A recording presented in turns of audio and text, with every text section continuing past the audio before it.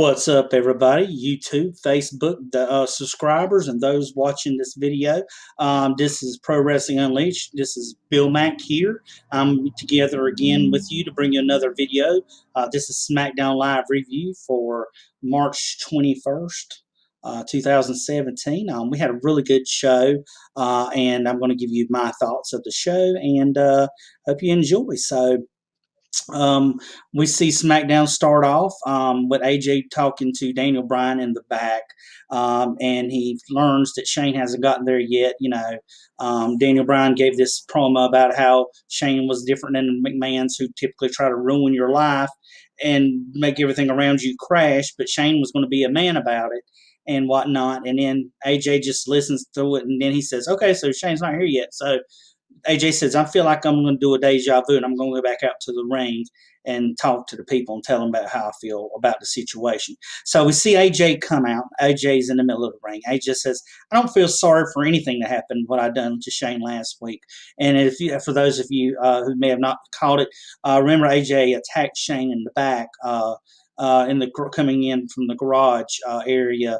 When he came to SmackDown Live, and he got beat up pretty bad. He got his head thrown through a car window. Shane was bleeding, and he was real weak and had a bruise around his eye. He says, "Look," he says that I also want you to know that without me, you have nothing. Without me, SmackDown isn't going to make it. I'm really basically he was kind of cutting a good promo and how much he claims SmackDown really needs AJ Styles. That if he was to get fired, that's what it was. But luckily, he was glad that he accepted Shane's invite to be his opponent at WrestleMania. He says that he feels that he's untouchable. He said, well, you know what? He says, I think I had deja vu. He says, I think I'm going to go back again just because I can.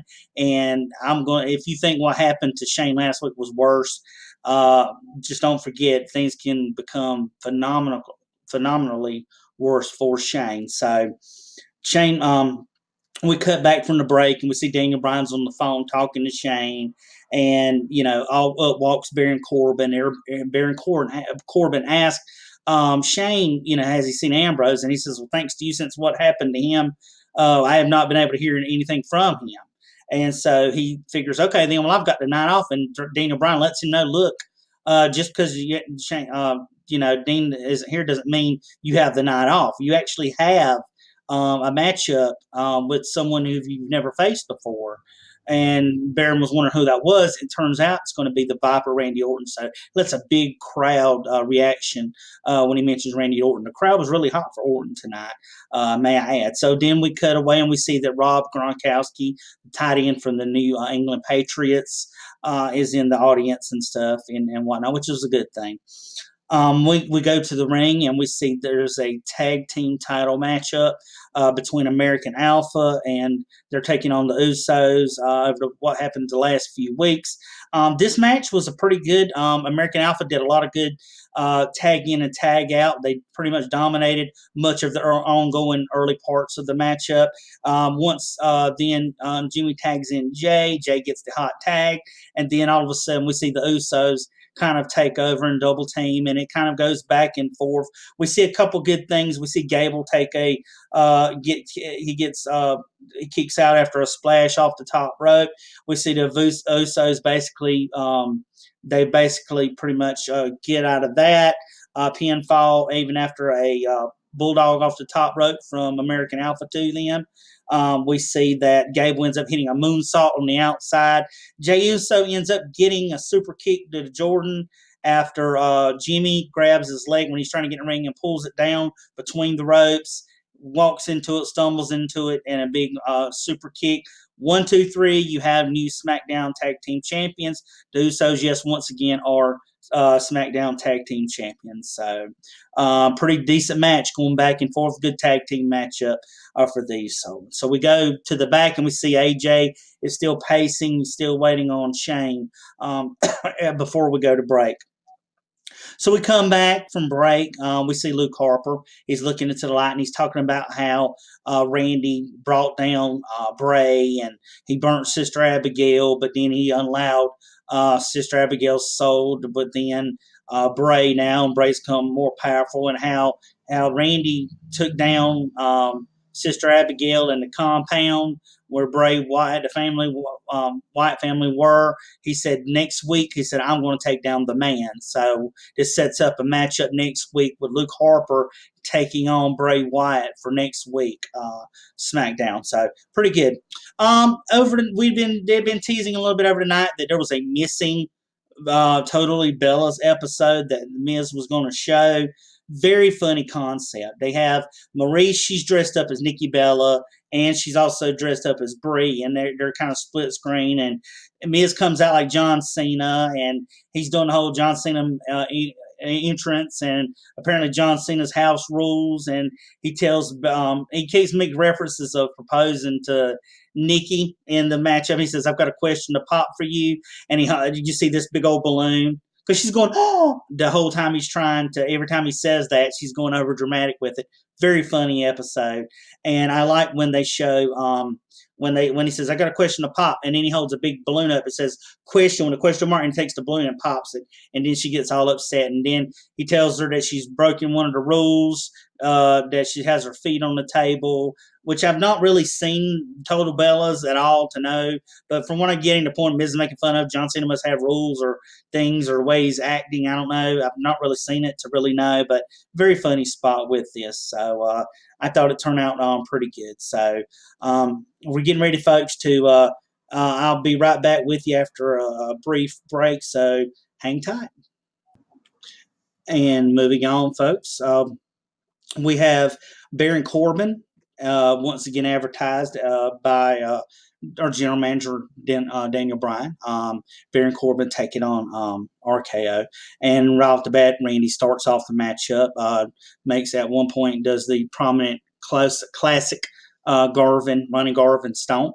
They go back and forth pretty much. It's a good even keel match to begin. I kind of like that they're putting Corbin, trying to put him over as one of the main heels on SmackDown, because that's what SmackDown's supposed to do. These brand splits are supposed to do, is bring kind of a good build to new characters. You have to, because whenever Cena goes, you've got to have stars behind him that people are going to believe in. And it's good having him in this feud with Dean Ambrose and putting him in there with Cena. And now we see him in there with Randy Orton, well-established veterans faces, as we've said. Good. Like I said, a bunch of good action between, Orton hits the spots with the DDT and from the ropes, and Baron Corbin has a point where he takes over, and and we see a good, at one point spot in the matchup, we do see Corbin, who counters an RKO with a deep six on Randy Orton. Really good spot, really good counter act to the RKO. Thought it was a very good moment. I see another point where Corbin's getting ready he gets slung into the ropes, and he comes back, and Orton's patented slam. Corbin catches onto the ropes, and Randy, of course, hits the mat. So good faking out I've seen him the last couple times over the last couple of weeks. Back when AJ faked out doing the phenomenal forearm on Orton, and Orton acts like he's going to do the RKO, and he ends up missing it. So twice Orton's had fake outs done on him with the RKO. We see this, though, and we come down and wind down to the end of the match. We see that the crowd starts looking over to the right or to the left, facing the TV, looking left over for a while. Then we cut back, and then while both Corbin and Randy Orton are down, we hear Dean Ambrose's voice asking Corbin, was he busy? And then he gets momentary distracted by seeing Dean Ambrose, who's literally standing on a forklift, on the very forklift itself, up high into the high up in the air. He's standing on it, and it just causes Randy Orton to be able to turn around Corbin, hit the RKO, and he kind of does this little nod to Ambrose before he does the pin. 1, 2, 3, match is over with. Corbin's laying out. Ambrose gets down. He comes walking to the ring, IC title in hand, and he tells him that he's going to accept the challenge for the IC title.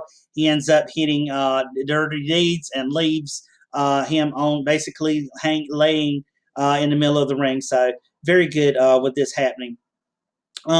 We see AJ cut to the back. AJ Styles still waiting on Shane. They did this 2 or 3 times during the matchup.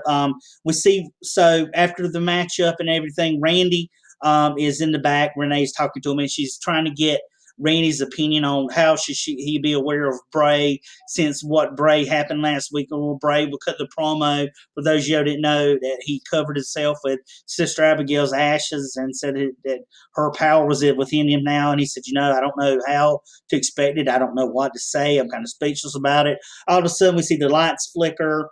It goes black. And then all of a sudden, Orton looks to his left, his right, all around him. We can see a bunch of people with the sheep's heads, kind of Aaron Rowan-esque. And Randy tries to fight them off, but there's too many of them, and they end up holding Randy on his knees. And Bray comes in, and Bray cuts a promo and tells him how you don't realize what you've done, you don't understand what you've done, and you're going to eventually pay for it. So. He says, so we see the matchup, John Cena taking on Fandango, very squashy match. You knew it was going to happen. Tyler Breeze comes out there dressed like Nikki Bella, and then Fandango gives him all kinds of tickets for his shoes, his wrestling moves, all these things. And then he starts picking about Breeze. So then Nikki comes out from behind the curtain, comes in. And as Breezango's getting him, trying to interfere, Nikki catches him in like a spear. They both end up putting their finishers on at the same time, and putting the AA, or not the AA, but his submission move. It's leaving me right now, but they both put their submission moves. He taps out. You have 1, 2, 3. You have the wins. John Cena's really a squash match. It was all right, It was, like I said, it was meant what it be. When I see Fandango taking on Cena as a match, even in the beginning, I knew it was going to be something that wasn't going to really be a match. It just isn't going to happen. So we'll come out next, and they talk about Becky Lynch taking on Carmella yet again. We see Natalya; she's in commentary, and she talks about how she's the best there is, was, ever will be. She gets in this argument with JBL about it, trying to explain the situation. We see that Ellsworth we see a match going on, or try to attempt to begin. Ellsworth grabs Becky Lynch's leg, ends up, Carmella gets a super kick on her. Natalya comes to the rope, she gets in, she starts clothesline, does like a tornado clothesline, and so her and Carmella start brawling in. Then Mickie James comes into the matchup from down. Then all of a sudden Alexa Bliss comes down. They all get wiped out, and then at the end of it, all the women are laid out, and Alexa Bliss is standing over them all and holding her SmackDown Women's title above her head. So this kind of sets up the one woman stands above them all, because the pay-per-view, it's every woman for herself. So. And we cut back to once again, we see Miz, and this is another funny segment of the lost episode of Total Bellas, and they're showing the home, and it makes references of John proposing to Nikki, or telling him that he has a question for her. And it's funny, he says, I've got you a diamond, and you've honored a diamond, and then it shows, he says, and here's your diamond Dallas Page DDP Yoga DVD collection. I laughed. I thought it was so funny. This kid is very funny. And then they go to another. He's showing them the TV room, and he was talking about how his bedroom's down the hallway. Nikki's bedroom is on another floor. And this is to show. This room was the bedroom was to make for TV, good TV. And then he says, I've got a ring for you. And she says, oh. And then all of a sudden we see that he goes and basically shows it. He says, here's your ring, a WWE Raw ring. It's up to scale, and he shows the ring to her, and it's a real toy Raw ring. So I thought that was very funny. Really did. So we cut to the back. Vehicle pulls up. AJ goes right to it, but instead of it being Shane, ends up being Slater and Rhino, which why they showed up is beyond me, because they didn't even make an appearance on the show. They just came. I don't know. They must have been filming another edition of Up, Up, Down, Down or something. Who knows? But that's what's happening so far. Finally, last but not least, we see an awesome scene here, which is, as you see from the video, I think it's this video. I keep getting messed up. This video, this picture here, reason why it's up. Try to have this to show you a photograph. Shane calls out AJ. AJ says, "I'm not going to fight you. I'm going to apologize." Shane attacks AJ. AJ ends up suplexing Shane on the outside. Shane ends up suplexing AJ, takes the announce table down. He takes one of the monitors, hits AJ with the monitor, puts AJ on the announcer's table. He gets on the top rope, his patented dive from the top rope, elbow, Macho Man style onto AJ. They both come crashing through. Shane stands over AJ, points to the WrestleMania sign as we show and cut to where Shane walks up the ramp. As the show closes, AJ is still laying. He's still just getting revived, and the referees are around him to check on him. So that was the end of the show. Folks, I hope you've enjoyed the video. Drop a like on this video, comment on this video, subscribe to my channel. Love wrestling, love trying to get it out for you guys. And it's just a passion of mine. I hope the presentation is good. Hope you've enjoyed it. Until my next video, once again, this is Bill Mack here with Pro Wrestling Unleashed with your SmackDown report, SmackDown Live review. And until next time, everyone take care. Take it easy.